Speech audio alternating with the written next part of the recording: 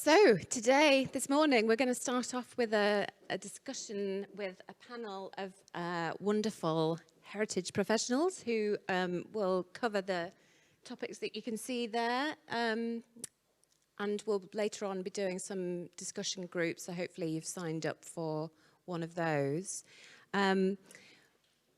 So I'm going to introduce the panel, and we have some sort of questions to set to them, and they can talk about their experience of high streets and partnerships. But please do put your hand up if you've got any questions that you'd like to put to the panel at any time, and Bev will come and bring you a mic, and you can pose questions to the panel. So introductions first. We've got Charles Cooke, who is an independent social economy practitioner, he told me this morning. So, retired. Looking forward to hearing more about what that means. We have Greg Pickup, who is Chief Executive of Heritage Lincolnshire.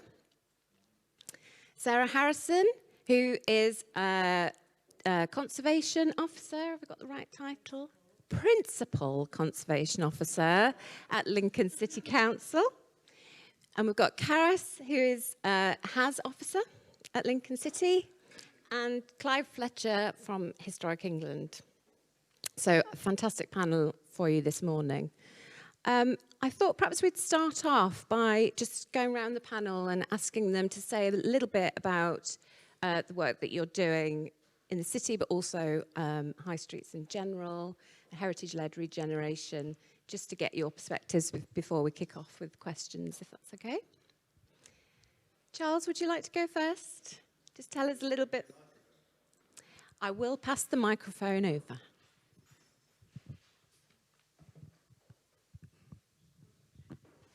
Thank you. I'm retired, which is lovely, what's going on for me at the moment is playing golf. But the reason I got asked to be here is that in the last few years I've done two community share issues, one here in Lincoln and one in Wath.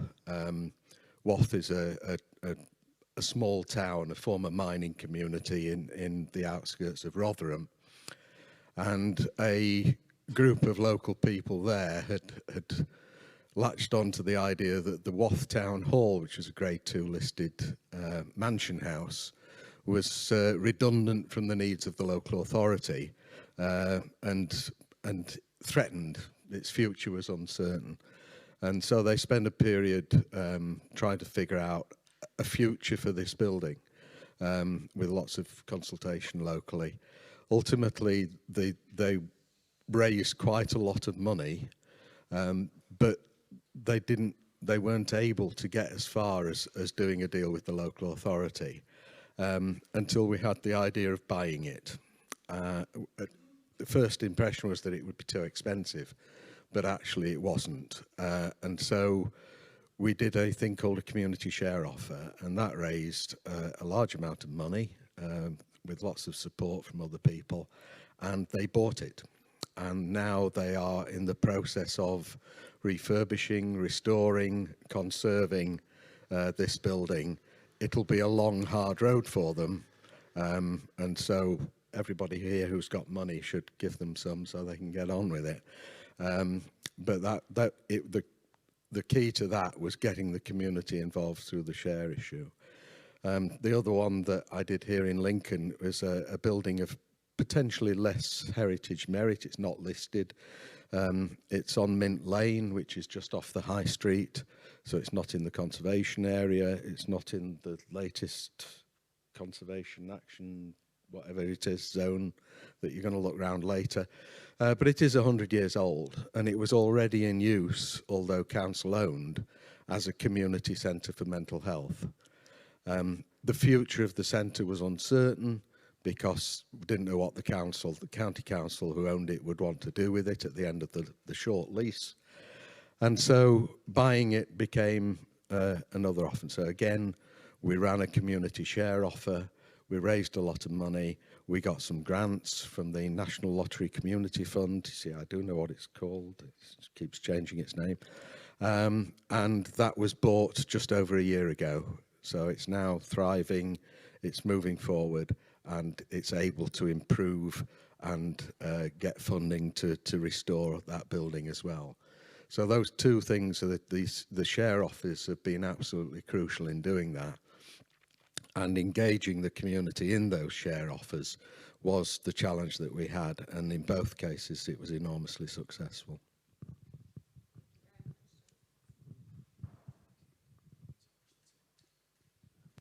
Hello, good morning everyone. Greg Pickup, Chief Executive of the Heritage Trust of Lincolnshire. Great to welcome you all to Lincoln this morning, and sitting directly opposite our new, hopefully, Building Preservation Trust project at Greyfriars that we will be showing you around later. Heritage Trust of Lincolnshire, for those of you who aren't aware, is the Building Preservation Trust for the County of Lincolnshire. We've been going for more than 30 years, working across the whole of the historic county of Lincolnshire, right the way from the Humber down to the Wash, and covering everything in between.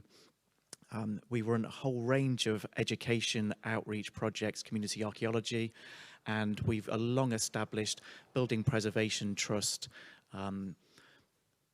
section that works on our buildings at risk and with local authorities to rescue key buildings.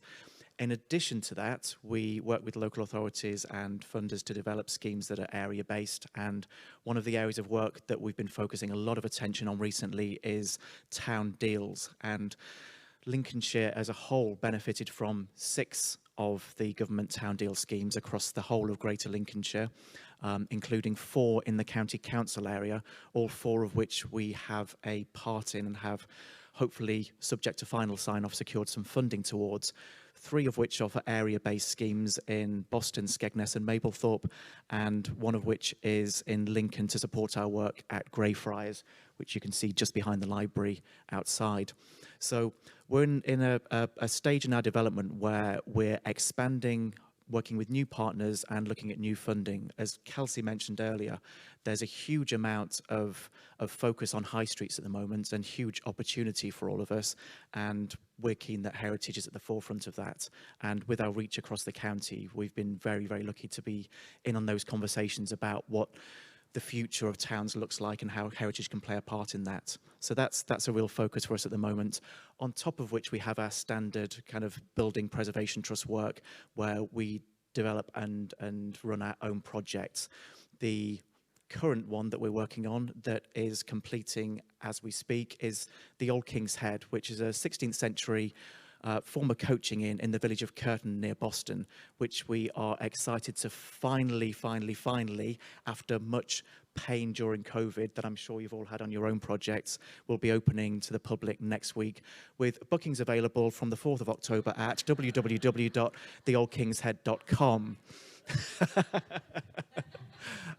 And we're really, really happy to have you all here today in Lincolnshire and to be showing you around later. A couple of the team we have with us, Katie, Jane and Matt over there, will be talking to you later about how we involve communities in our projects, which is, of course, at the heart of all of our work, making sure that what we're doing responds to what local people want and need.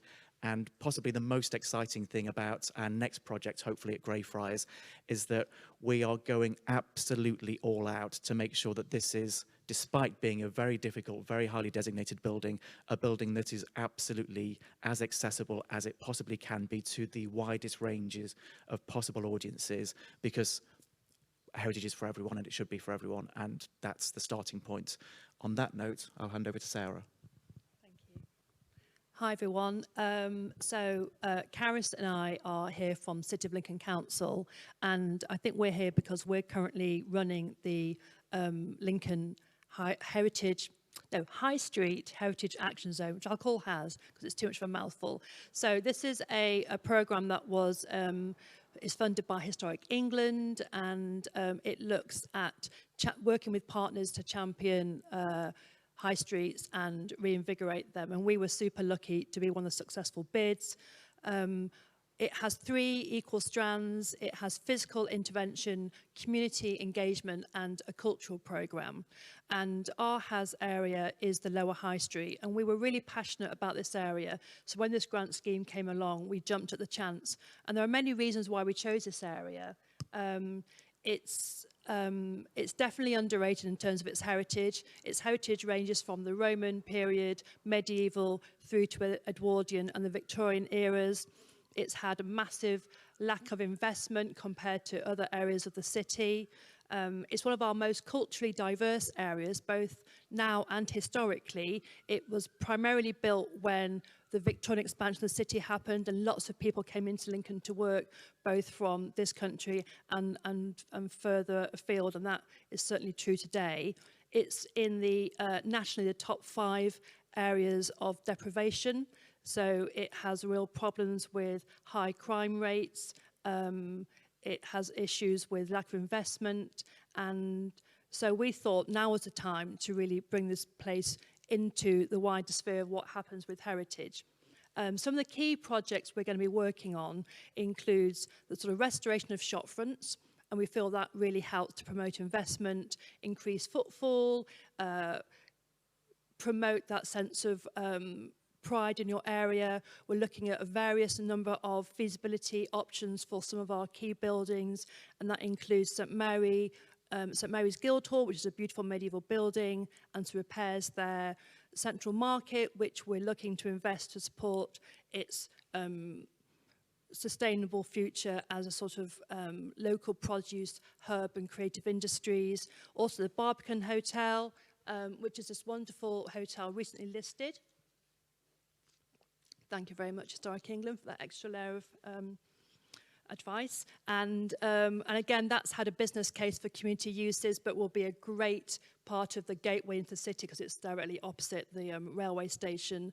And also St Mary le Wigford, which is a public realm piece of work where at the moment the curtilage is pretty much subsumed into the highway. We want to reinstate the boundary wall, have that as a lovely green open space which gives you a respite from the urban context.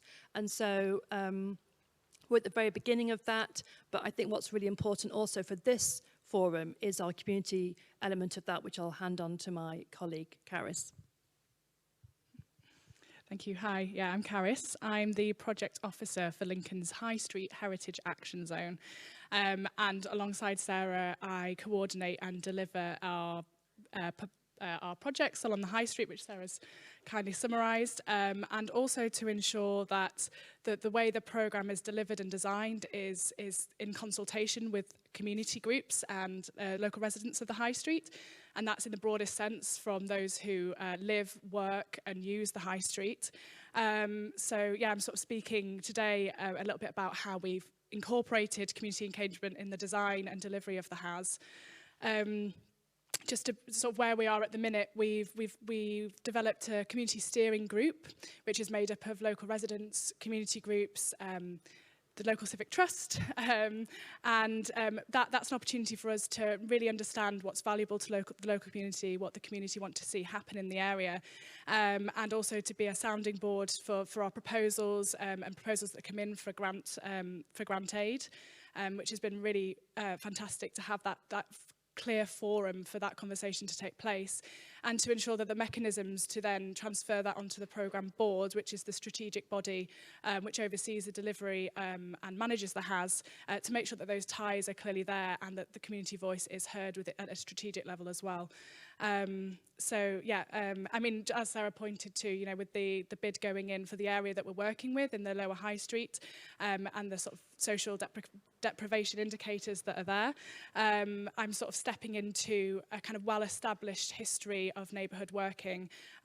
Within the council, we have a neighbourhood manager working in the area, and obviously there have been some challenges. I joined my post in January when we were in the middle of a national lockdown, so community engagement has had its challenges this year, but I'm grateful for that there are strong community ties in the area. It's a really close-knit community, lots of activity happening, so yeah, I'm just exploring those partnerships and relationships at the minute and excited to see what happens next.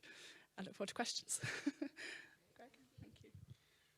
Hello, I'm Clive Fletcher. I work for Historic England and I'm a lead specialist in historic places. I've been working on high street regeneration for about 24, 25 years now.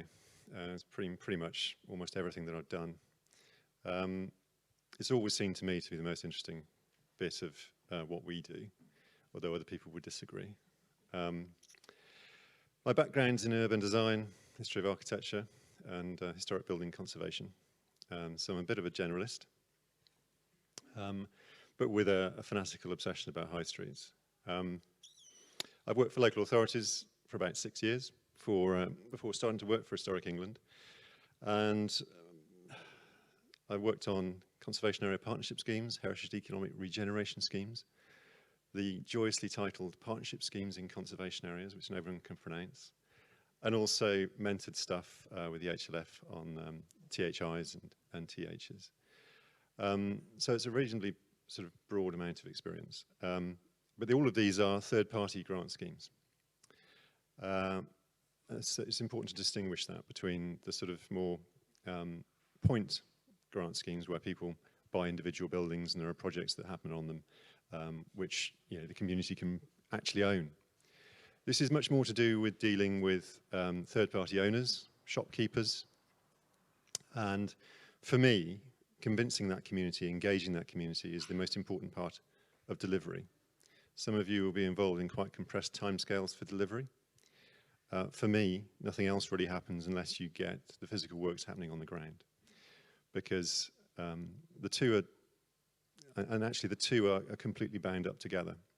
You need to engage the community you're dealing with, the shopkeepers, the people who actually are going to be forking out for the projects, because they're the ones that need to have the confidence to put their hands in their pockets and to go through all of the hassle and extra work that running one of these projects will involve. In order to do that, you need to hold their hand and also bring them together as well. Without them, nothing really happens. The broader community aren't particularly engaged, and it's all to do with about making it meaningful, community engagement in my experience. They need to have things that they can look at and feel proud about. And they also need to have things that they can look at and give them confidence to actually do similar projects themselves.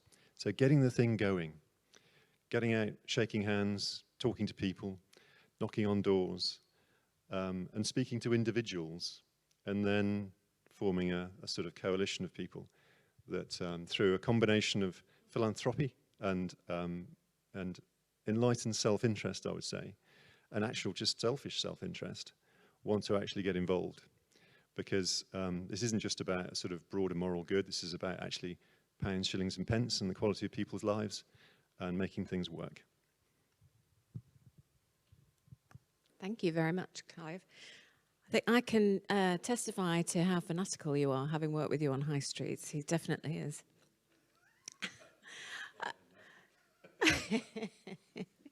I think that's a really good introduction to the partnerships theme of this morning, actually, because we've got a really good spread on the panel of private sector, public sector, not-for-profit, and you've all mentioned the importance of working with the community and particularly the owners on the high streets. So I think that just demonstrates what is needed in terms of the ingredients for success in heritage-led regeneration. So just to explore that a bit more, I think the value of some of the investment that's been coming on stream over the last few years is that it has encouraged organisations to come together in partnership and to look at a shared vision and strategy for the areas rather than some of the more targeted regeneration that's happened over the last sort of 10, 15 years. So what's been your experience of that sort of visioning and strategic planning that's kind of been funded as a process through that investment, and what do you think the value of that has been? Anybody want to start? I think the term, I think having a vision for a place is broadly a very, very good idea, something you can sign up to. The difficulty is getting something that everyone can sign up to. And that can often result in the blandest of statements that offend nobody, but actually engage nobody as well. You know, this shall be a place where everybody has equal opportunity, everyone feels engaged, it's prosperous, vibrant, there's fantastic cultural life. You know, who wouldn't disagree with all of that? And that's kind of the test, really, in some respects. That's the sort of razor's edge you've got to walk when it comes to coming up with a vision for a place. And I think that it has to be a combination of specifics about a place, the sorts of things you want to actually see happen.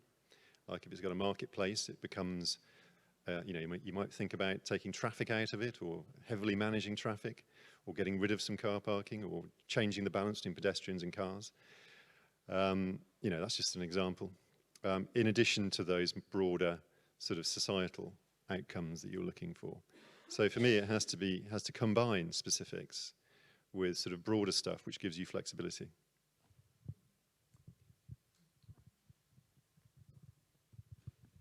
Yeah, I think having that vision of a place was a really important element of when I put the HAS bid together. As I said, we had this long-held aspiration in planning and certainly with the wider council to look at what was happening at this end of the Lincoln, the High Street.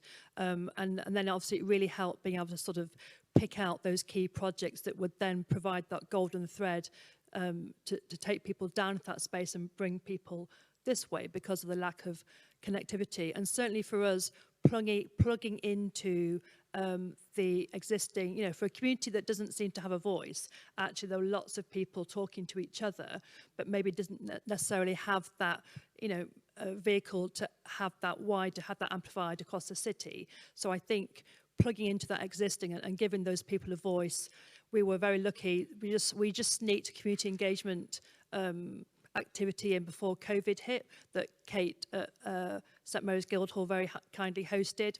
And that was great. So from the very beginning, we were able to talk to local groups and find out what they thought was important, but also find out what they thought about our project, because it does need that direction saying, well, this is what we think should happen. What do you think are the strengths and opportunities and all those sorts of, you know, the usual questions you ask. So, and certainly it was really useful on the bid. You had to sort of say, where do you see this place in 10 years' time? And that was a really good way to focus how realistically what you were going to achieve and what those outcomes would be, rather than just, like you say, those generic statements. I thought it might be worth reflecting on a meeting I attended a week or two ago. I mentioned earlier about the town deals in Lincolnshire and 4 settlements in the county council area: Lincoln, Mablethorpe, Skegness, Boston, 4 very different areas, and combined nearly £100 million worth of investment going into those 4 areas over the next 5 years, which is unprecedented in such a concentrated, specific set of kind of funding pools. And the partnerships involved in each of those are really, really broad, which is fantastic. And one of the useful things for us was that heritage wasn't initially in the conversation at the coast. It was in the conversation in Boston because of the work that we and many others had done for many years, and a recognition that Boston has a fantastic heritage that is not known anywhere near as widely as it should be, and that Lincoln, in the historic heart of the county, has heritage at the core of its offer. But on the coast, we were brought in as a partner because actually the community, when there was a consultation about these town deals and where the money should be spent, said very, very loud and clear, the high street is where the focus needs to be. So in amongst all of the big flagship kind of usual projects you see in these kind of schemes for higher education and various other things which are incredibly valuable and very much needed, there wasn't a partner who could support the community's aspiration to do something about their high street. And off the back of our connections in Boston and elsewhere, we were approached to say, actually, you guys know about doing these kind of town centre high street schemes. Can you help us deliver this? The challenge for us now is they've kind of laid the gauntlet. The people of these coastal towns are saying, actually, our high streets have seen better days. Some of the shop fronts are in really poor condition. They have been blighted by, in some cases, kind of uncontrolled development over the years, but there's a core of something there that local people really care about. The challenge is now on us to make sure that we talk to the community and making sure that what we work with owners to deliver is actually what the community needs and wants. So that's how we got involved in that partnership, and we've been having really fruitful discussions with the whole range of partners in those town deals about how we can make the most of that opportunity. I don't suppose many of you know Wath terribly well. It's a bit far north for you lot, but anyway, it's a funny little place, and the town hall had for 100 years been the civic offices. So what needed to be done there was a repurposing of this building, but there was no evident purpose for it, and so they spent a lot of time and a lot of money coming up with a plan, not just for the hall, but for the area it was in, which was just off the high street, near to the bus station, so it was centrally located. and they've tried to form partnerships with 3 other venue buildings in the immediate area. 2 churches, 1 Anglican, 1 Methodist, and a community entertainment centre. I wouldn't call it a community centre because I don't think it was. It was a place where they held dances and wedding receptions and lightweight shows and things, but nothing. So they tried to create that partnership, and to do that, they created the context of a cultural quarter, which sounds very grand for a little mining town, but that was what they did, and it was that vision of what could take place in that overall area that contributed to the idea of the plan for this building in its new purpose as being realistic, and without that they wouldn't have recruited the support of that they did eventually from the local community. That the other thing to mention is that this is unbelievably expensive for a small organisation.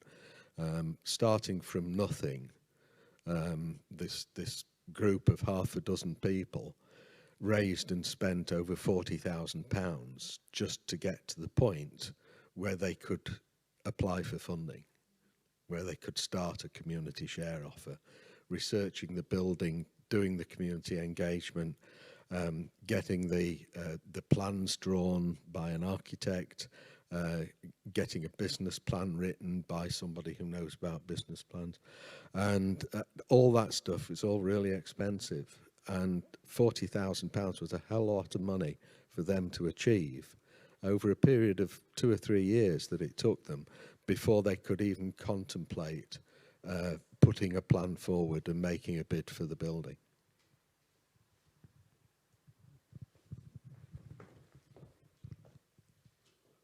An incredible amount of work is involved in these projects right from inception, and we know how long these projects tend to take. So it's great to have this influx of investment, but it's how quickly you can actually spend that, isn't it? That's the challenge. You've all talked about partnerships in your work, and that's something we encourage at the Heritage Fund, because obviously the more partnerships you have, the more people involved in your project who are committed to making it happen, the more likely it is going to be achieved.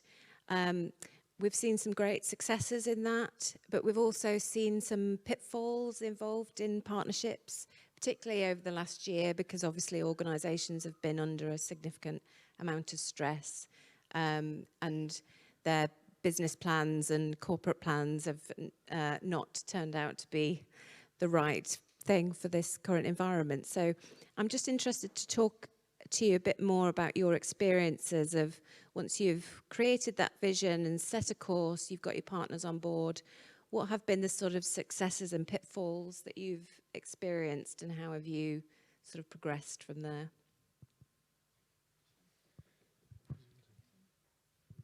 Sorry. I'm conscious I don't want to hog the microphone first every time. But, well, exactly. Well, typically in the sort of type of third-party programs that I've been involved with, it's the local authority or local authorities that are the key partners, and then potentially bringing in other partners such as business improvement districts, and also potentially community organisations. But typically, the local authorities form the core because they have the statutory instruments at their fingertips that to enable them to run these things, including the ability to bankroll them, because very often you're talking about significant sums of money that need to be paid out from the sort of the chief funders in the final instance. And so that bankrolling is quite an important one. But also you've got other stuff that they can do, such as statutory interventions, the roads and how they're planned, and so on and so forth. I remember, I shouldn't probably mention any names, so I won't, but we had a scheme in Lincolnshire a long time ago now. It's beyond, lost in the mists of time, where a trust was running it. No trusts are represented here, I hasten to add. And unfortunately, it didn't kind of work because It was because the local authority declined to actually run it. But it was thought to be so important to do the project that it went ahead anyway, with all of the best intentions. But as it turned out, the local authority was absolutely fundamental, because there were all sorts of things that were required and necessary to make the scheme work, that the trust had to go through the local authority to achieve. And the local authority were dragging its feet because they didn't want to take responsibility. That changed over time. I think there was a learning process, and that was resolved. So that was a good news story in the end. But there were lessons to be learned from that. But typically, the chief challenge about partnerships is changes of staff. These projects are always come down to the leadership of a few people. You know, it's very difficult to see an organisation in a leadership role. It does happen. I mean, I know my organisation like to think we've got a leadership role, and I think to a certain extent we do. But it comes down to individuals in the end,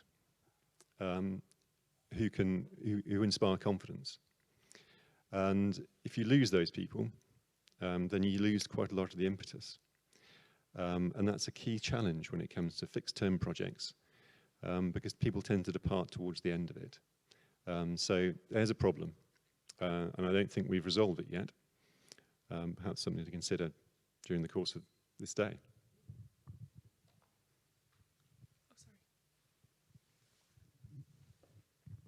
I'm prepared to break the sequence. Okay, next. The local authority in both the projects that I've been talking about was the owner of the building, so they were the people that we had to deal with. And there were difficulties, there's no doubt about it. In the case of Wath, their original position of the local authority was that before they would consider renting the building to this community group, they had to show that they had a plan, a business case, a fully designed and costed restoration programme, and the funding secured in the region of £2.5 million secured before the council would offer the building for rent. In my mind, that was a completely unreasonable situation.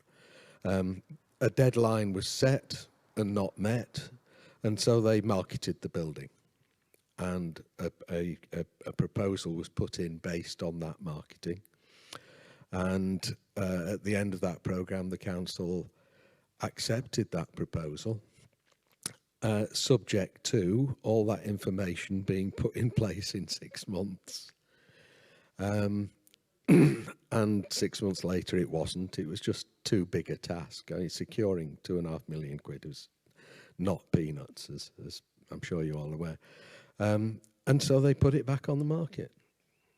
And another offer was put in. And this time it was accepted unconditionally, and it went through.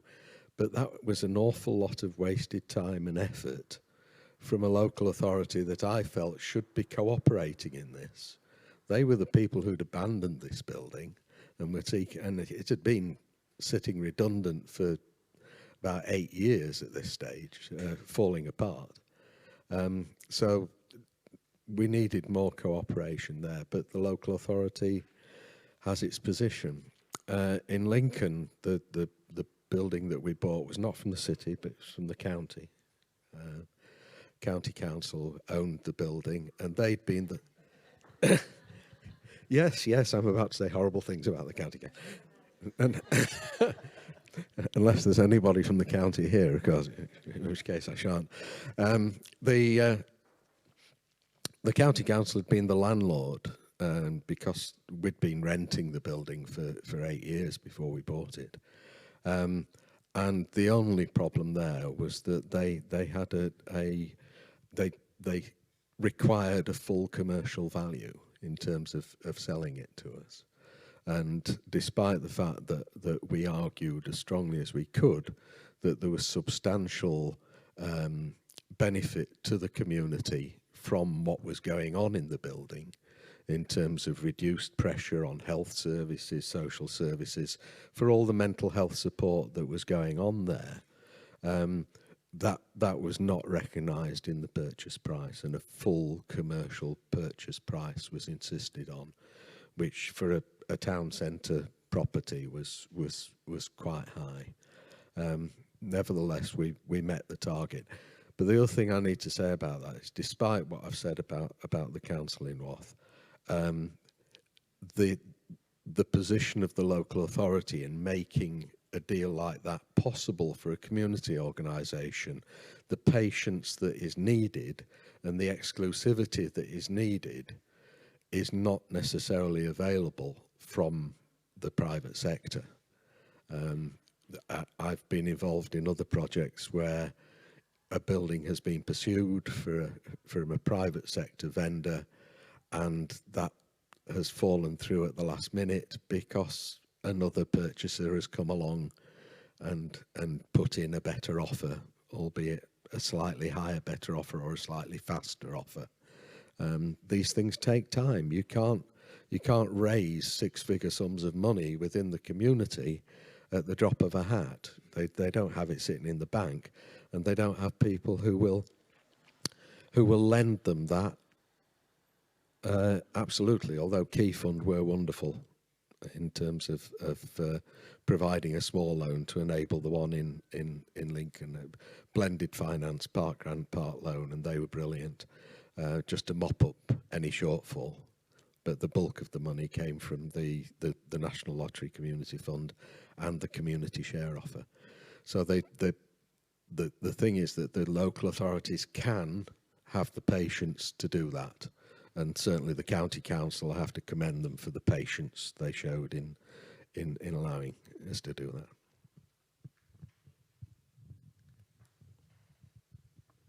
I feel I have to sort of defend local authorities a little bit now. No, I think partnerships are brilliant, and you do need strong partnerships, because however strong they are, you will always come up against those things you can't control. A big one for the HAS is the ridiculously short time we've got to spend money, and it's also restricted to, this isn't HE's fault, it's the Treasury's fault, it's the government. Year on year it has to be spent. So you need those partnerships to try and all work together, find your way through that. But even within a council, you need partnerships with other elements of your council. The red tape you have to spend public money is ridiculous. So trying to get through procurement, legals, finance, the story that goes on inside local authority just to get money out the door is really hard work. So regardless of how good your partnerships are, you've always going to come across those issues, and trying to find your way through them and plan as much as you can. Then if you just throw in a bit of COVID on top of that, it makes it a little bit harder as well. But just to sort of say, we are trying, but our hands are kind of tied behind our back, and we're doing a three-legged race at the same time. So yeah, I'll just add to that in terms of the challenges with delivering the HAS at present. You know, talking about community involvement and responding to what the community would like to see in the area, and coming out of the strategy that was developed for particularly the Sinsel Bank area, we're very aware that there are areas of the high street that are a real gateway to that neighbourhood, and priority streets that we'd really like to work with. But the balancing act that we have within our scheme at the minute is the available capital that a lot of those private landlords or tenants have to put forward for the shopfront scheme. For a bit of background, we are offering 90% grant finance shopfront renovations, which is a real carrot on a stick. It's a once in a lifetime opportunity, but even still, for a lot of these tenants and landlords, 10% of a heritage shopfront is still a lot to find in such short notice as well. So making sure that within the scheme, geographically, it's balanced within the HAS, making sure it's not concentrated in one area, and community really begin to feel and see the benefits being drawn down into the lower part of the scheme rather than it being concentrated in one area. But at the same time, recognising that if we don't spend it, we lose it, and those strong partnerships with private sector who are in a position to spend quickly to react to that has been really vital. So yeah, it's just a continuing balancing act as we move through this programme, of sort of acknowledging that we really want to work with these shop fronts, but recognising that sort of a year down the line we might be in a better position to have got the evidence, got the costings in place, and to slowly bring people on board with the programme. So that is one of the challenges we're up against at the minute. Yeah, Thanks, Clive. That's okay. I won't go over what everyone else has said. Completely agree about local authorities being absolutely key partners, and Clive's point that within that, it is ultimately individuals. Time and again, I'm sure we've all seen that actually projects succeed or fail based on whether one individual in a local authority or another partner organisation is willing to be an unblocker or go above and beyond.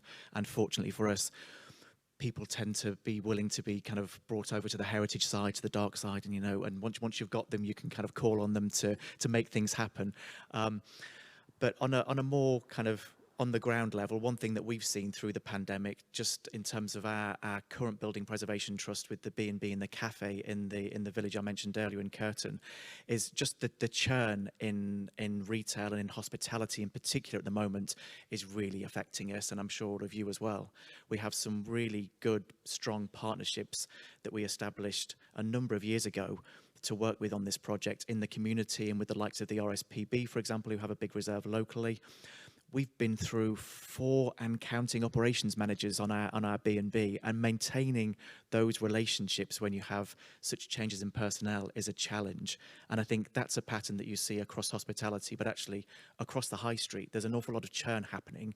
So maintaining those relationships with individuals and getting people on board and keeping them on board, I think, is the key challenge. yeah. I just want to build on that point and others. I think that many people don't appreciate that just how big local authorities are and the range of things they have to do. And this can often result in sort of little islands of activity which aren't particularly well connected. So when people think they're dealing with the council, they're just dealing with one branch of the council. This can sometimes lead to a bit of disillusionment in the public because they don't really understand. And this is entirely understandable because, say for instance, the property arm of the council, their job will be to getting the most out of the property. And let's face it, local authorities need to get as much as they possibly can out of their property. So it's understandable for county surveyors, local authority surveyors to just stick the property in the market to the highest bidder, which is often not what the high street needs. It can often result in vacancy and problem owners and stuff like that. Similarly, highways, you know, they tend to be quite risk averse. They're understaffed as well, and so they don't tend to, very often, you know, in a great deal of cases, go for the optimal scheme that'll make that high street work. They'll just want to make the high street, the highway work as well as it can. So in order to stitch all this stuff together, leadership's really pretty important. And very often this leadership will come from an elected member, perhaps with pressure of the community behind them, asking them to sort of step out of their comfort zone. But the wonderful thing about high street schemes is it's got something in it for almost everyone. You know, if you're into economic regeneration, it can deliver that. If you're into community engagement, it can deliver that. If you're into small business development, it can deliver that. If you're into sort of planning gain, it can deliver that. And so it's all about learning to speak the language of a diverse range of interests and sell it to them in that way. And in that way, bring them together. Oh, Charles. Yeah, in Wath, back to Wath,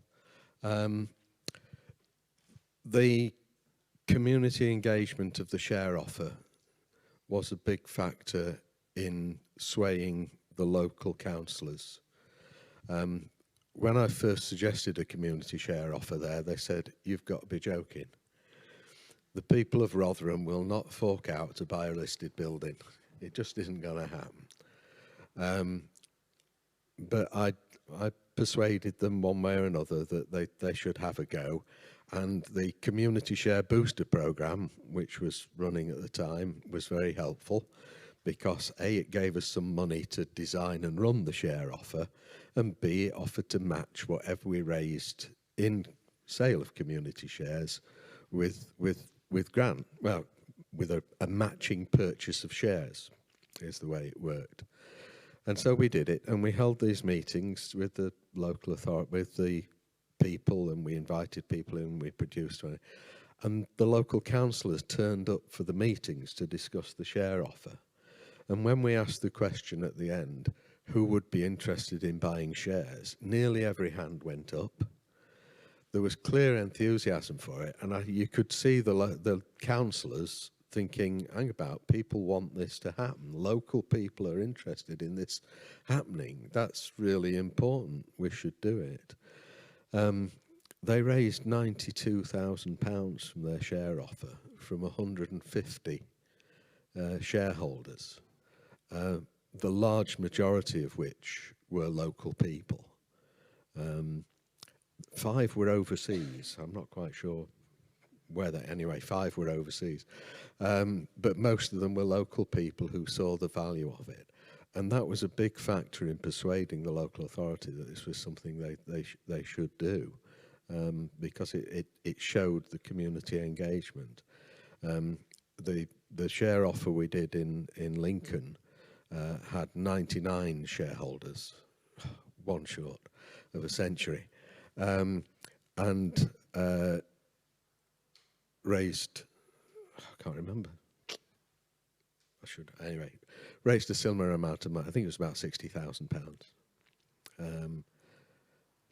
And that was, again, it was largely people who were already using the centre, who were already going to the centre, saw the value of it. Organisations that were based in the centre bought shares in it. Again, there were 2 overseas, one from America, one from France. People who knew it through Facebook were the other thing, because there was lots of Facebook activity about it. And people who knew the centre through Facebook, people who'd never been to the centre bought shares in it, remarkably. But that showed the level of support demonstrably. People were prepared to put their hands in their pockets to support it, and convincing other people that it was a good idea. That was a really powerful thing.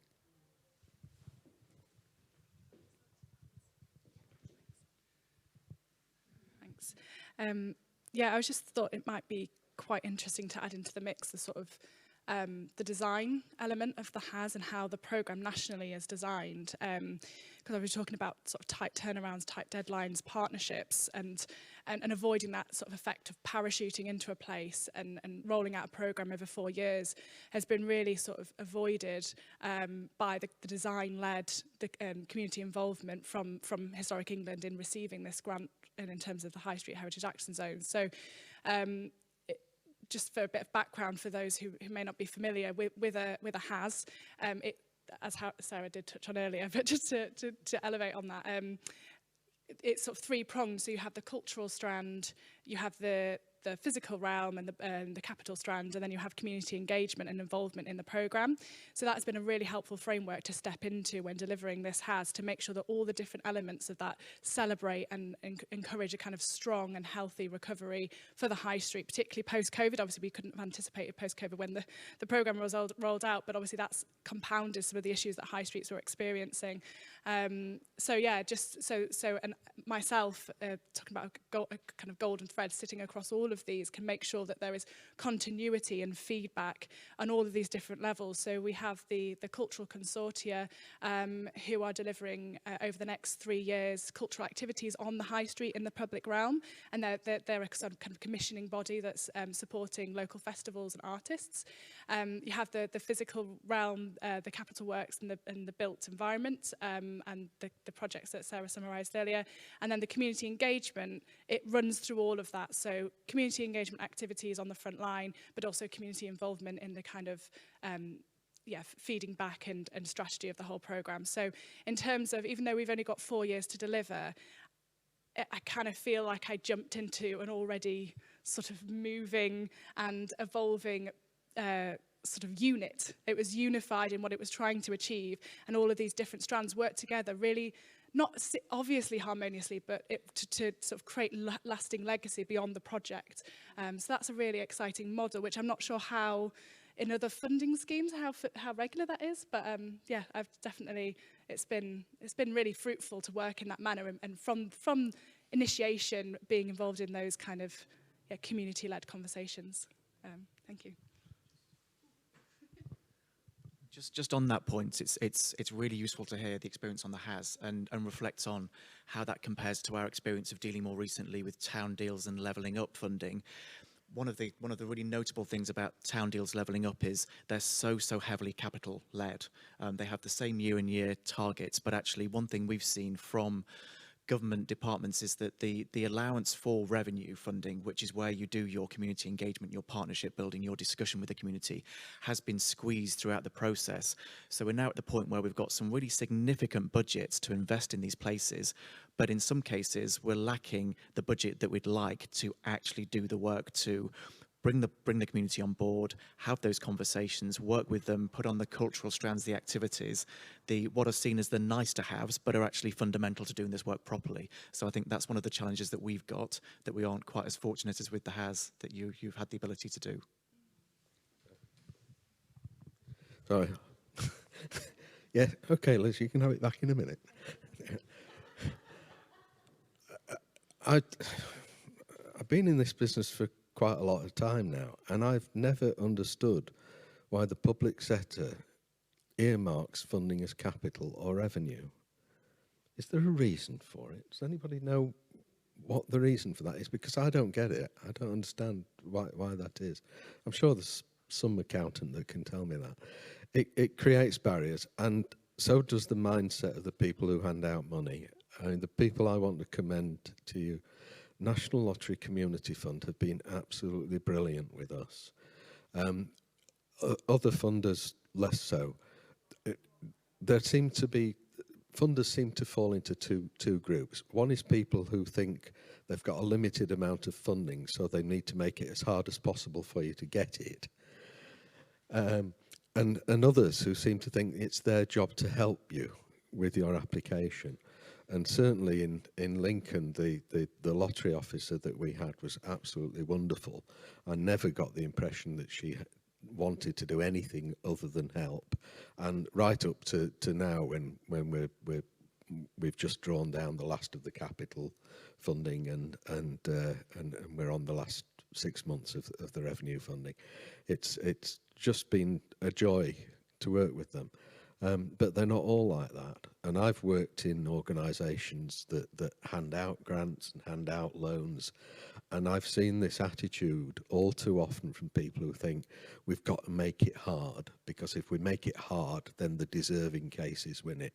And that isn't the case. If you make it hard, then those that are good at applying will get it, not necessarily those that deserve it best. And getting it past that is a challenge for people who hand out money. Find the people who deserve it rather than those that are good at applying for it. Great, thank you. Well, we're going to continue this conversation with the panel, but I think it's time to open up to all of you for any comments or questions that you have. Bev, have you got a microphone for this gentleman here, please? Well, why don't you do that? Yeah. Ah, very good. Thank you. Right. Hello. Jonathan Lee. I am the project manager of the Townscape Heritage Initiative in Gainsborough and work for West Lindsey District Council. So essentially, I would agree with Carys about the three sort of strands, which is very much the way of thinking for Townscape Heritage Initiatives as well.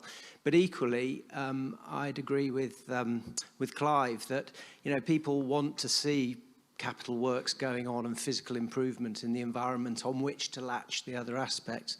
There are ultimately decision makers. You can do as much community engagement and marketing as you like, but essentially it comes down to direct selling of the scheme to individuals who own or control the buildings. And if they either haven't got the money or are disinclined to participate or whatever, then the scheme will have challenges. And so I think one of the ways that the scheme could be enormously helped, or these schemes could be enormously helped, is if from the centre, whether that be the National Lottery Heritage Fund or Historic England, if there were more case studies and analyses bringing together the success economically and commercially of these schemes for owners, that you could then take to prospective participants and say, if you participate in this scheme, typically your occupancy levels will go up by X, your yields will go up by Y. The commercial vibrancy arguments that you're just talking about to people saying, oh, it'll be lovely, you know, you'll have better occupancy and your yields will go up, and they go, well, show me. And it would be really fantastic if you could help us to show them using consolidated data. Yeah, I couldn't agree more. The reason why there's a High Street Heritage Action Zone project at the moment is because we showed DCMS and then MHCLG this, which is a project that we did in Derby we started it about 10 years ago, 12 years ago now. And it provided the evidence that gave them the confidence that High Street Heritage-led regeneration worked. On a more local level, we worked with Nottingham 9 years ago, started working with them about 9 years ago quite closely, because they realised they hadn't really been looking after the heritage as well as they could do. It was on the back of a initially failed bid for the castle, which subsequently succeeded. But they realised that from being number 5 in the retail standings nationally, it had just fallen away, you know, and it was one of those places which thrived on multiples. And after the financial crisis, venture capital just fled the high street. And in many ways, actually, just as a sort of side issue, people think of the high street suffering per se across the board. Actually, what we're seeing is the death of the claim town, I think, more, and a bit of a recalibration more towards the sorts of high streets we had prior to that. But because there wasn't these large amounts of development capital out there, we introduced the idea of heritage-led regeneration to them, and controversially, perhaps provocatively, showed them Derby, which is linked to Nottingham by Brian Clough Way, to give you an indication of the competition that exists between the two places. And Nottingham always considers itself significantly a cut above. And then they saw what had happened in Derby, and they realised that they were lagging behind the game somewhat. And on the back of that, they applied for a Townscape Heritage Scheme in Carrington Street, which has been a resounding success. And that in itself has convinced people within the townscape, within the broader town, to invest in the heritage. But I absolutely take your point. I think that we, as an organisation, are in a position to introduce communities, partners, to other places that they can show as exemplars. I mean, I'd urge everybody that's running a scheme anywhere to come and take a look at what Lincoln City Council has managed to achieve here with the co-op on Sinsel Street, which has been absolutely transformational. Similarly, you know, Derby is a good example. We've used it in the past, and there are others. But I think that kind of network of showing, because you can tell people as much as you want, showing them is like night and day. It's completely transformational. Can I just say, I love that you carry that around in your bag, just for these sorts of occasions. Okay, Judith. Can I just make one sentence adding on to that? I think Clive actually did say the word show. Jonathan is absolutely right about the stats, but more important is to take one property owner to meet another property owner in a different place, because they talk the same business. Good point. Thank you, Kate. Thanks. Hi, I'm Judith Martin. I'm a trustee of the Heritage Trust Network, and I'm here because we actually had a board meeting yesterday. Otherwise, I would not have come to Lincoln, and I can't believe how beautiful it is. And the first thing that struck me when I slogged up steep street to my hotel yesterday, I have never seen so many independent shops. And Charles has just said, sorry, yeah, Greg, beg your pardon, Clive, about institutional capital fleeing.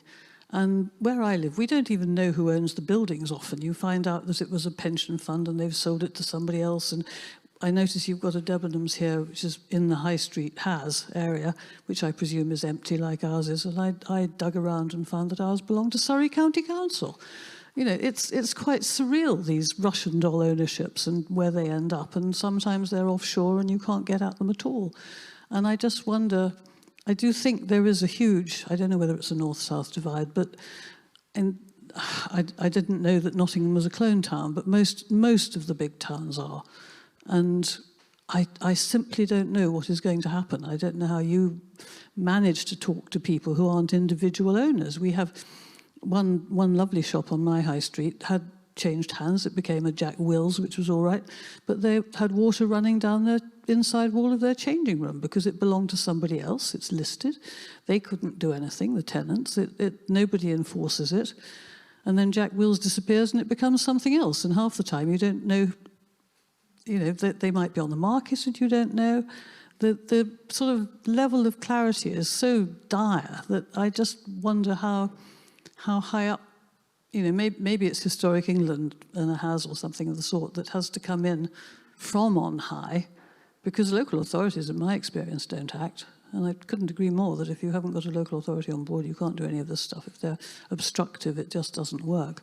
So, I mean, the distinction between a town, a city with a lot of independent owners where you can really accomplish something and a lot of offshore, institutional, God knows what, I just think is enormous. I don't know what comments or suggestions people have to crack that one. Greg, that's been a particular issue in Boston, hasn't it, with the Townscape Heritage Scheme there, because some of the larger properties are owned by investor companies in that area. So I don't know whether you want to talk about that, Clive. Yeah, this is an area of interest for me. I think we're in a process of transition when it comes to the sort of higher economics of the high street that goes beyond, you know, who runs a shop.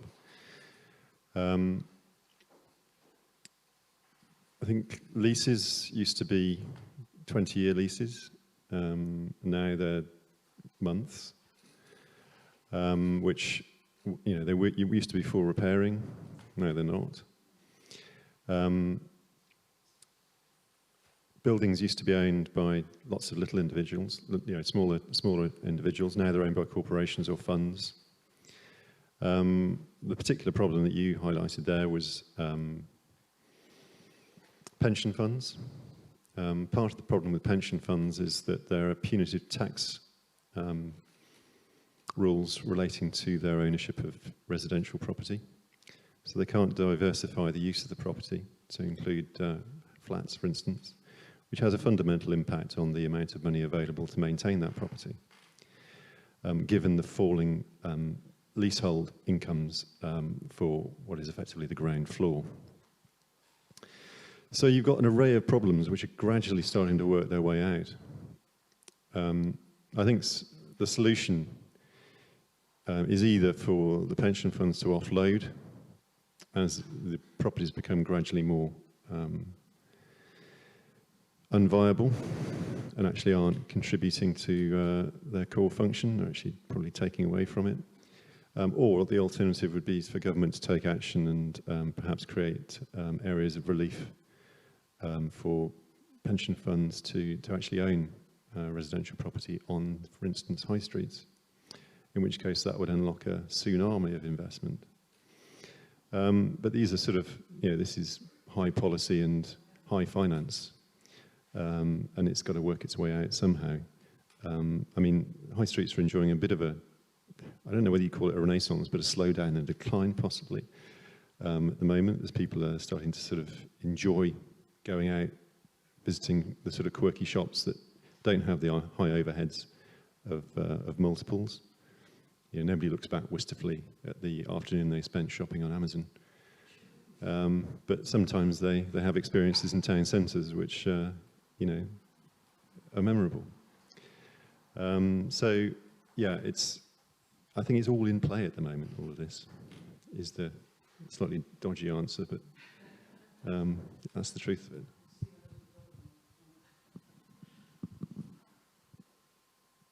Any other questions or contributions, Gavin? Thanks. Hello, it's Gavin Richards from the Architectural Heritage Fund here. I've just been reflecting on who delivers these area regeneration schemes like the High Street has and the Townscape Heritage and all that, and I'm aware that there's 2 schemes, I think, that in the High Street Has programme that are not local authority led.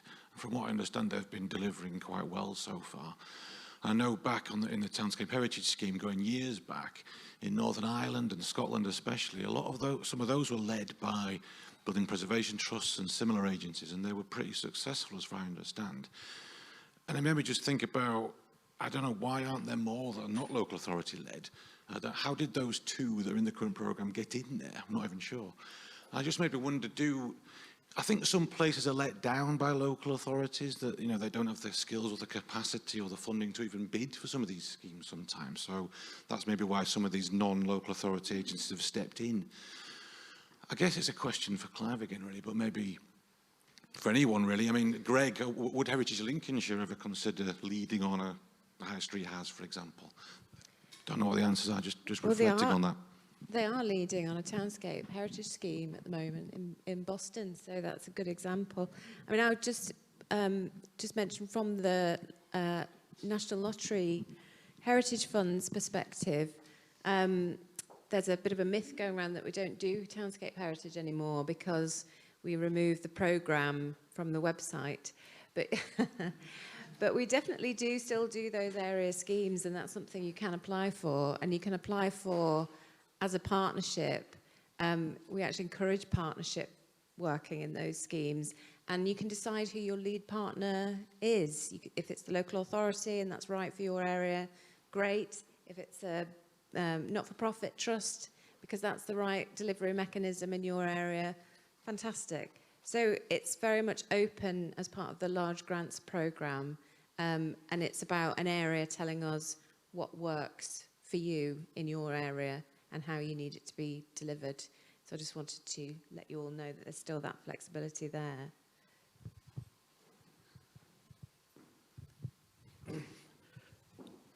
When earlier Liz was asking me how to introduce me, I said social economy practitioner. She said, not consultant. I said, no, I used to be a consultant. I spent many years as a consultant. I worked for Lincolnshire Co-op as a cooperative development worker, where my job was to support people in developing social economy organisations. The reason I became a practitioner was that the funding for the infrastructure of consultancy, of development, disappeared. There was no resource there for developing social economy support. And that, for me, explains why the social economy is not as prominent in these things as it ought to be, or as it has the potential to be. Unless you employ people in the social economy to do that kind of development work, you won't get those people. And, you know, I know, because I'm still involved peripherally, the cooperative development organisations that have done a lot of that around the country over the years are struggling for finance. They're struggling to find the money to pay the wages of the people who can develop and pass on those skills and that intelligence. If I could just respond to Gavin on the area-based schemes. I know we've also got 1 or 2 people from, I think, Tildesley with us who can speak, I'm sure, about their experience of running Heritage Action Zones through a community organisation. For us at Heritage Lincolnshire, as Liz said, we run the Boston Townscape Heritage Scheme in partnership, working hand in glove with the local authority there, really successfully. In our experience, there is definitely a benefit to having an independent community or trust delivering this kind of programme. As Clive mentioned earlier, one of the issues you get with local authorities is that they're seen as a kind of as this kind of uniform kind of body, and when you go out and speak to shop owners on the street and say you're from the local authority, you get the whole litany of their complaints about bins and parking and the like. And there's some benefit to being able to go in independently and say, actually, that's nothing to do with me. I'm here to talk to you about your shopfront and your business and how we can make things work better for you. That's useful in running a scheme. Some of the barriers in the way of more people doing that are things like cash flow. Cash flow in these schemes can be complex, daunting, expensive, and resolving that is something that we're working on for our schemes. And I know Kate, working with the Tilsley scheme, have been working on exactly that same issue. That's a key barrier. It is daunting not having a local authority procurement function, which can seem like a pain in the rear end when you're in a local authority, but something you really need when you're running one of these schemes, is daunting, as are state aid regulations and the potential liabilities of being a community group, grant funding, private sector individuals. That's tricky, that's thorny. So there's a lot of support needed to do it. But to my mind, if we can make more of these happen, there is a clear benefit to doing so in terms of community ownership, involvement, that issue of it not just being the local authority. And I think it's something we should see more of, at which point it might be useful to bring in Tilsley. Thanks. Hello. Yeah, all those points are valid, and working with the local authority, you know, in some instances it's been great. Other instances it's been a pain in the backside. Access to the conservation officer to help us make decisions and drive things through has been great. I've been able to just ring him up and get him to jump on a Zoom with us and help us get through some thorny issues. But then you say the P word, planning, and that's a real pain. And that's caused us quite a few moments of panic, because I've lost my confidence a little bit in historic England too, because of the way they keep moving the goalposts around, and we were panicking about being able to spend our allocation for year 2. We're in year 2, by the way. You haven't got 4 years to spend this. Yeah. We've only got 2.5 years left to spend it. But yeah, so that's been a big issue. So say that has been difficult. But it's also been quite entertaining, and I suppose ignorance is bliss, because, you know, I'm not from a heritage or conservation background. I haven't got a clue. I just live in Tilsley and realised it needed doing up, and I'm a doer, so I've done it. Well, I'm on with it, with the wonderful support with the 2 Kates from Creative Heritage. I wouldn't have been able to do it without them.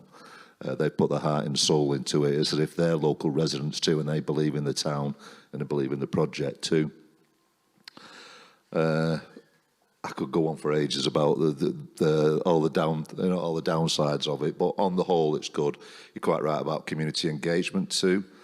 I've lived there for 30 years. I'm actually a Manc originally, but I live in Tilsley, this little outpost on the Wigan Empire. But the community engagement was all in place before I even wrote the bid, because it was the mutterings in the town, and who am I to deny them this opportunity to build on the dreams that they've got. As a bid writer, I could see the funding was out there, so I thought, well, I'll go and get it, and let's do it. And you mentioned earlier about lottery funding. Well, I've been sat here this morning. I wrote a bid last Saturday afternoon, because I was bored, to Awards for All, and during this meeting, my phone's just pinged, and I've got 10 grand off them.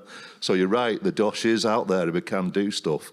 And that's just because some community members came to me and said, we'd love to start a radio station in the town just for Tilsley. And it hits right on that button you were talking about, community engagement. Not everybody's on Facebook, are they? But everyone can listen to a radio. So that 10 grand is to start a radio station for Tilsley. It sits outside the house, but I've got the money and I've made it happen. And that's what drives me on to make things happen. And I will be ready to retire when I've done this. Unfortunately, I don't play golf. I'll have to find something else to do. Thank you. I think you'll find these projects are like childbirth. You just have to leave it for a bit and then you can do it again.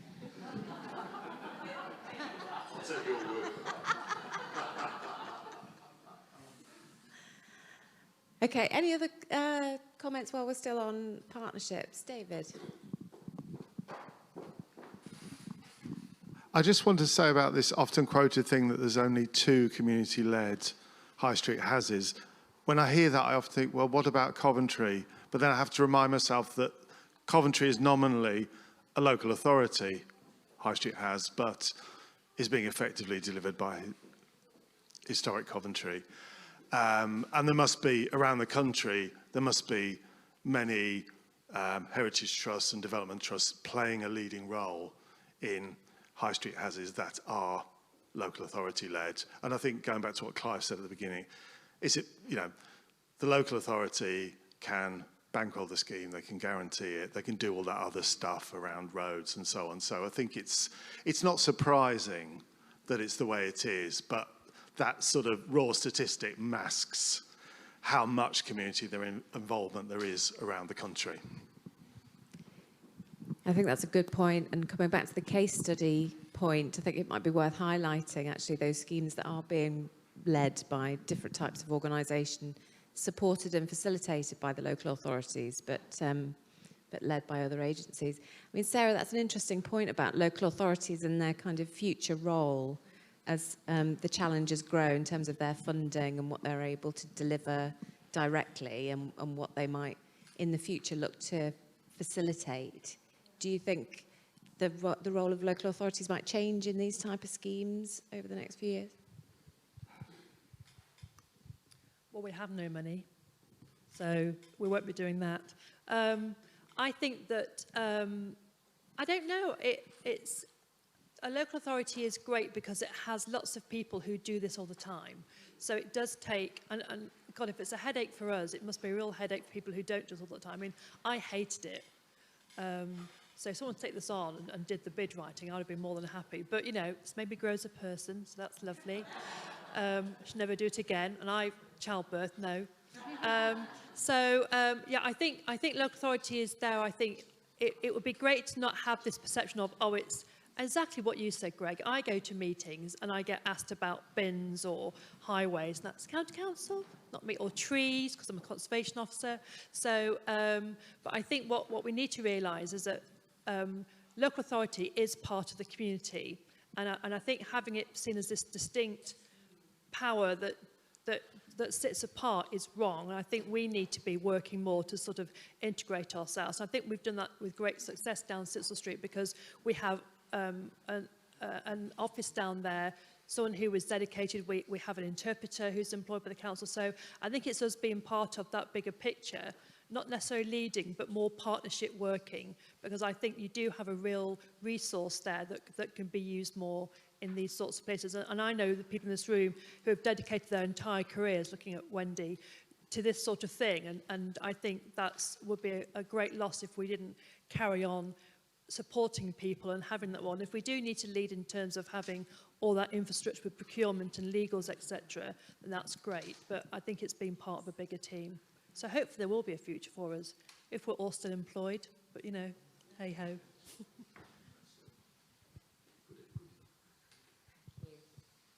I suppose that kind of leads us on to, we've all mentioned community engagement throughout the conversation, but I suppose this leads us on to talk about just how important community engagement is to the longer-term sustainability of these schemes. You know, as you said before, engaging the community is all about making sure that you're delivering what people want and what they will use. And a big part of High Street Regeneration is looking at how people do want to use these places in the future and how we facilitate that change. So how have your sort of experiences with community engagement so far, how have they informed your plans, and has there been anything that has surprised you that's come out of those discussions so far?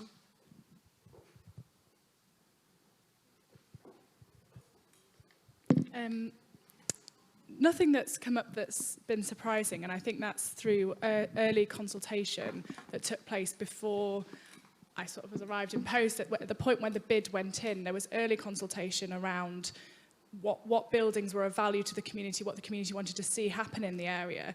So when the programme because we obviously had to put in with our, you know, has bid exactly what projects and the kind of budgeting that we were going to put against each project. So in some sense, some things were not set in stone at all, but, you know, there were some things that we would promise to deliver on. But that was through consultation with the community. So when we eventually managed to sort of set up this community board and discuss it more broadly, there were no big surprises, and everyone was very chuffed to see the projects that we had. And all of the projects that the key buildings that we're working on are very cherished by the community, actually. very passionately so. So that was really brilliant to have that early stage of consultation. In terms of the challenges of working with a community, as I touched on earlier, it's been difficult during COVID to be working remotely on this project to kind of really make those connections on a really hyper local level, you know, street by street connections rather than the citywide connections.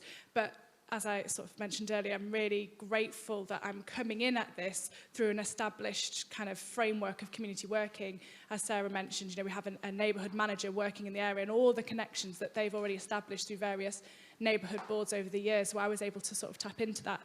But I am aware that people are missing from that board, voices that still need to be heard, that we're at the minute, you know, we're not speaking to, or we're not managing to reach.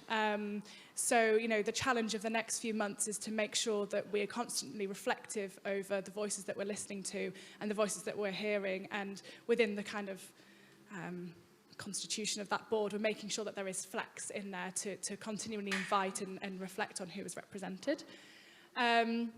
Also, the challenge of delivering a 4-year-long programme is that, it's 4 years, we're 2 years into it, is, you know, the idea of you don't want to come in and sort of parachute too much activity, and having not worked in this neighbourhood previously before this project, really understanding what the community wanted to see happen and making sure that I was responding to that, and also using the kind of assets that were already in the community, projects that had started, loose ends that needed to be tied up. So I've taken the first few months of this to try and take it slow and steady and listen and try and weave it all together with the, you know, luckily I have that sounding board of the community group to kind of help me do that. But yeah, those are some insights on our community work. And obviously, when we were in the COVID situation and I had however many thousands we put in for community engagement and we couldn't spend it, we decided to commission a communication strategy, and so that helped us establish who the communities were, and we worked with someone who'd worked at the Central Bank prior to that, and then they looked at different vehicles to engage with people, you know, to signpost us to different platforms. So, and that would be something that we could use whilst we were restricted in terms of how we engage with people, but also moving forward. So we now have a strategy that looks at who we want to speak to. And obviously it's not, you know, it is local residents. It's also the much wider group. You know, I drive through this area into town. It's a gateway into town. We've got businesses. We've got people we don't know part of that community yet, tourists we want to bring down into that area to look at, you know, our medieval buildings, our Roman road, you know, all sorts of heritage down there, and obviously it leads on to the common, which is a great open space. So it's just, the community actually is a massive amount of people. It's everyone in Lincoln. It's people travelling through Lincoln. It's the businesses. It's the tenants. It's the landlords who don't necessarily live in Lincoln, but we want to engage with it. So this piece of work we did was really useful in identifying that wider community and how we can move forward, not just now, but in the upcoming years, about how we start to roll out face-to-face engagement.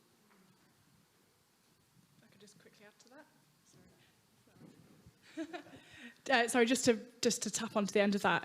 You know, we don't often talk about benefits or things that have come out of this pandemic, but certainly digital literacy it can be seen as one of those. And I think my job would have been tenfold more challenging pre-COVID to engage with audiences digitally, because there's been a huge amount of, you know, through necessity, a lot of traditionally hard to reach communities, those who lack digital access or digital inclusion. You know, I've been able to engage with them in a way. You know, we've run our whole community steering group over Zoom so far, which I don't think would have been imaginable a few years ago. So I just wanted to mention that, you know, there was a benefit in arriving in this moment when everybody is online to the best of our ability.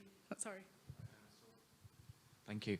I was going to reflect on a couple of our current projects in the City of Lincoln as well. At Greyfriars, you'll be hearing a bit more later about community engagement there, but exactly as you've mentioned, in the midst of a pandemic, having community engagement activities has been challenging, but it has also given us some new opportunities to explore, like Matterport scanning that the University of Lincoln have been helping us with, where we can make digital models of buildings available online and talk about interpreting buildings online.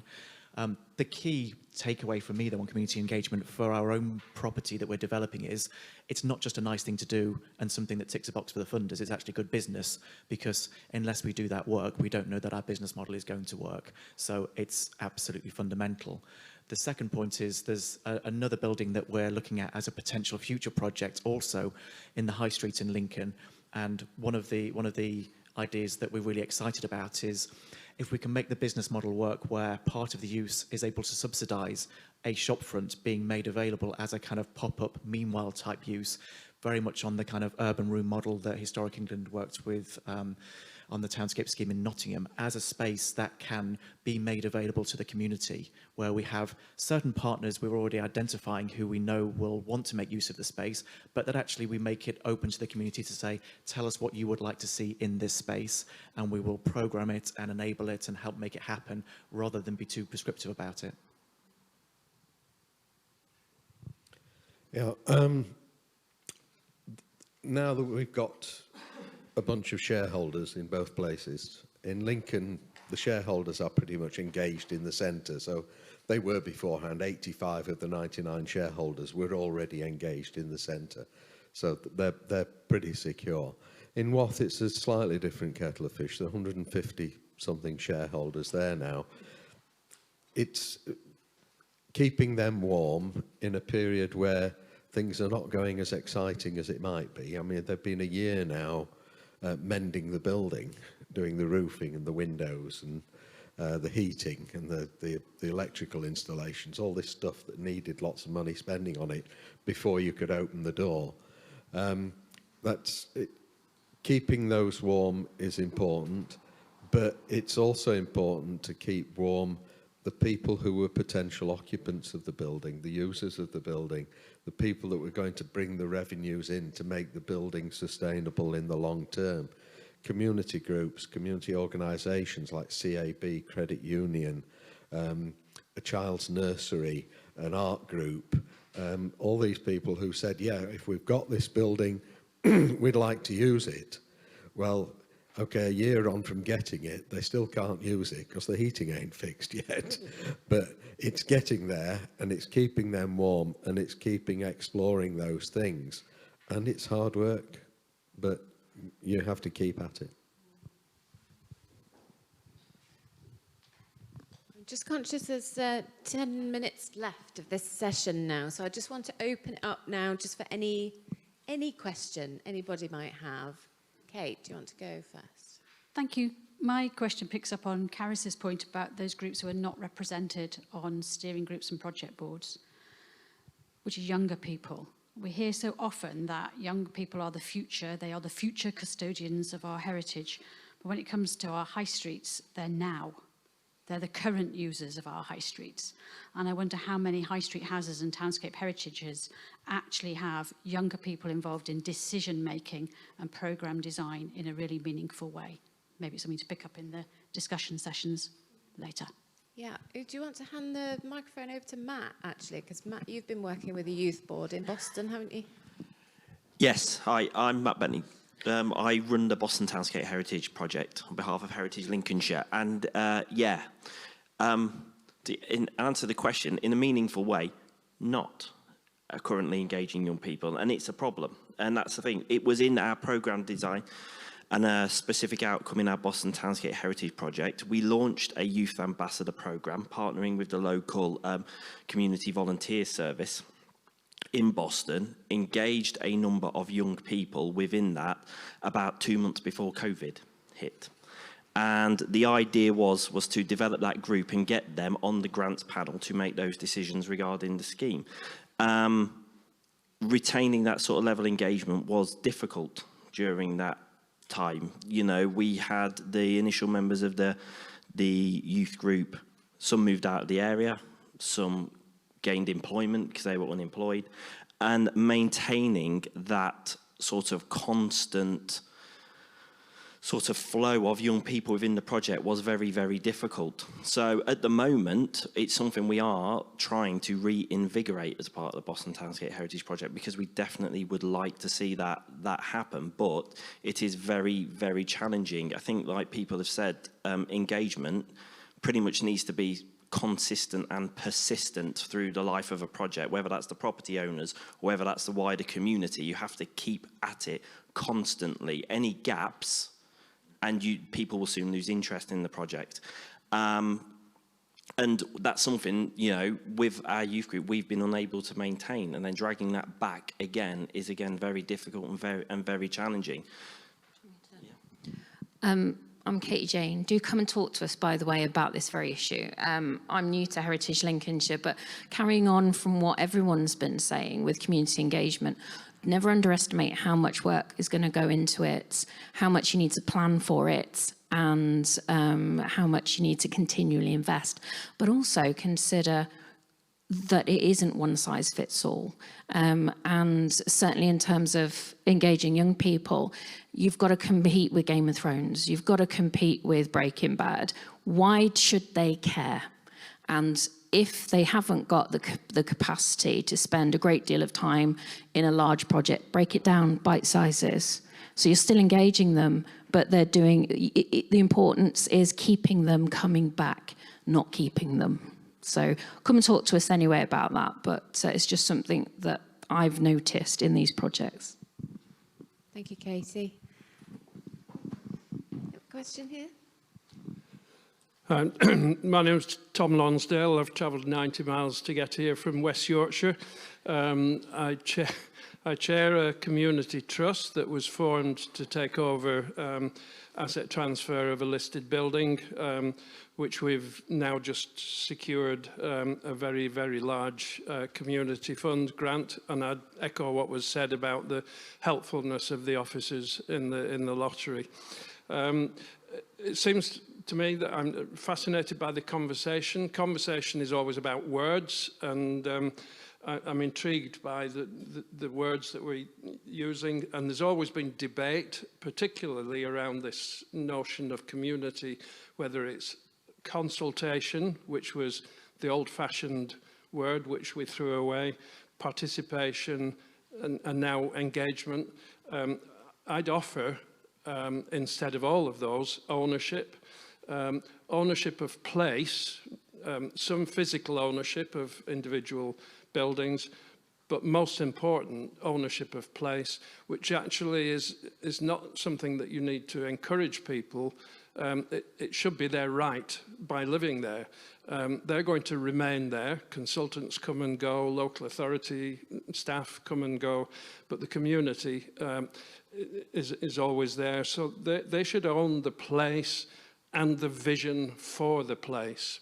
And so I think the most important role for all of us who are not right in there is facilitation.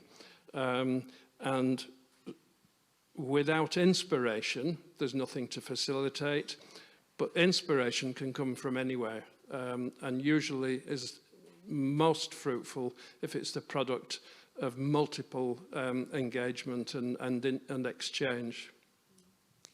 That's a really important point. Thank you very much. Can I just come to this lady over here, just because she's been patiently waiting? Thank you. Thank you. Hi, I'm Sarah Sorrell. I run my own small surveying and access consultancy.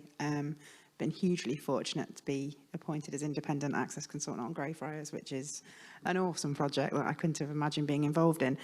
And some other small, a project in Caister and some other small schemes, which I've really enjoyed the heritage side of bringing access into heritage. And I think, as a general comment, I've been overwhelmed with the passion at Greyfriars, and I think you all talking about community and seeing accessibility as actually not just somebody in a wheelchair, but the whole host of diverse conditions and the learning disabilities, the sensory impairments, and the fact that community engagement isn't just about the physicality. There's been a lot of discussions at Greyfriars about use, and actually until you know the use, you can't think about the user group and the needs of that use. And just bringing that together, for me, with my passion being in accessibility, has been awesome. And actually it's not just words, there is a real, and Sarah particularly, that we come up with these suggestions, and yes, it's a Schedule Ancient Monument, but it'd be really nice if we could just do that there. And I think there's been the joy of seeing actually there is acceptance of that. And if we can do it, it's not about being difficult or challenging. It's about bringing those things together.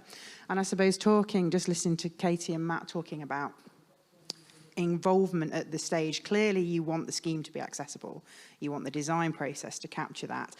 I'd be interested to see in that front end community engagement as well. Do you involve adults with learning disabilities that live within a community? Their community is hugely important to them, the stability of that community, and they actually view the world very differently to us. And I just wonder if there's a strategy at that stage as well to involve people with different conditions that perhaps wouldn't put themselves out there to go to a community group. So it, just sort of, is it thought through right from that initial inception? For people, with all sorts of conditions, are they invited into that community? Is there an effort to make sure they're teased out, to have an input in what happens to their community? I suppose that's just been a thought that's come across to me whilst I've been sat here. That's another really important point. It's all about preparation before you go out to the community, isn't it? And understanding all the angles that exist in terms of the different communities that are out there, different needs that are out there.